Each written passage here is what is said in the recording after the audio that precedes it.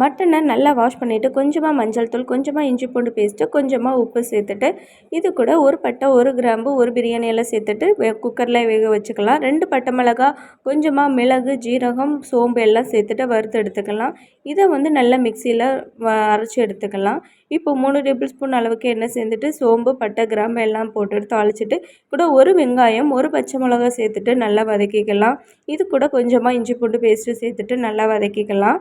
ஒரு கைப்பிடி அளவுக்கு புதினா, ஒரு கைப்பிடி அளவுக்கு கொத்தமல்லி சேர்த்துட்டு நல்லா வதக்கி எடுத்துக்கலாம்.